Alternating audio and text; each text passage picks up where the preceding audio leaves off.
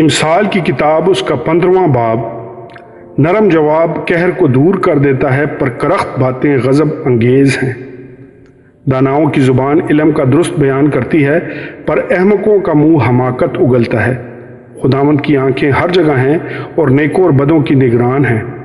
صحت بخش زبان حیات کا درخت ہے، پر اس کی کجگوئی روح کی شگستگی کا باعث ہے۔ احمق اپنے باپ کی تربیت کو حقیر جانتا ہے، پر تنبیہ کا لحاظ رکھنے والا ہوشیار ہو جاتا ہے۔ صادق کے گھر میں بڑا خزانہ ہے، پر شریر کی آمدنی میں پریشانی ہے۔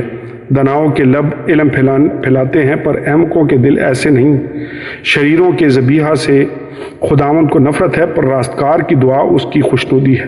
شریروں کی روش سے خداوند کو نفرت ہے، پر وہ صداقت کے پیروں سے محبت رکھتا ہے۔ راہ سے بھٹکنے والے کے لیے سخت تعذیب ہے، اور تنبیہ سے نفرت کرنے والا مرے گا۔ جب پاتال اور جہنم خداوند کے حضور کھلے ہیں، تو بنی آدم کے دل کا کیا ذکر۔ ٹھٹھا باز تنبیہ کو دوست نہیں رکھتا، اور داناؤں کی مجلس میں ہرگز نہیں جاتا۔ خوش دلی خندہ روئی پیدا کرتی ہے، پر دل کی غمگینی سے انسان شکستہ خاطر ہو جاتا ہے۔ صاحب فہم کا دل علم کا طالب ہے، پر احمقوں کی خوراک حماقت ہے۔ مصیبت زدہ کے تمام ایام برے ہیں، پر خوش دل ہمیشہ جشن کرتا ہے۔ تھوڑا جو خداوند کے خوف کے ساتھ ہو، اس بڑے گنج سے جو پریشانی کے ساتھ ہو بہتر ہے۔ محبت والے گھر میں فوراً ذرا سا ساگ پات دعوت والے گھر میں پلے ہوئے بیل سے بہتر ہے۔ غضبناک آدمی فتنہ برپا کرتا ہے، پر جو قہر میں دھیما ہے جھگڑا مٹاتا ہے۔ کامل کی راہ کانٹوں کی آڑ سی ہے، پر راستکاروں کی روش شاہراہ کی مانند ہے۔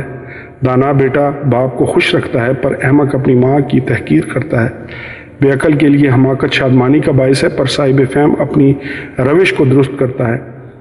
صلاح کے بغیر ارادے پورے نہیں ہوتے، پر صلاح کاروں کی کثرت سے قیام پاتے ہیں۔ آدمی اپنے منہ کے جواب سے مسرور ہوتا ہے، اور باموقع بات کیا خوب ہے۔ دانا کے لیے زندگی کی راہ اوپر کو جاتی ہے، تاکہ وہ پاتال میں اترنے سے بچ جائے۔ خداوند مغروروں کا گھر ڈھا دیتا ہے، پر وہ بیوہ کے سوانے کو قائم کرتا ہے۔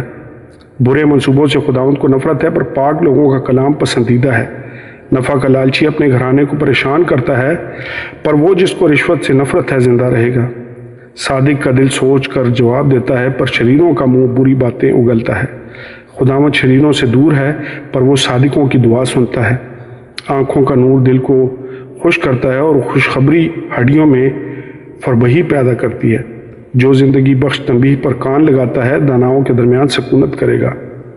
تربیت کو رد کرنے والا اپنی ہی جان کا دشمن ہے، پر تنبیہ پر کان لگانے والا فہم حاصل کرتا ہے۔ خداوند کا خوف حکمت کی تربیت ہے، اور سرفرازی سے پہلے فروتنی ہے۔ خداوند کے پاک کلام کے پڑھے اور سنے جانے پر اس کی خاص برکت ہو۔ خداوند کا شکر ہو۔ آمین اور آمین۔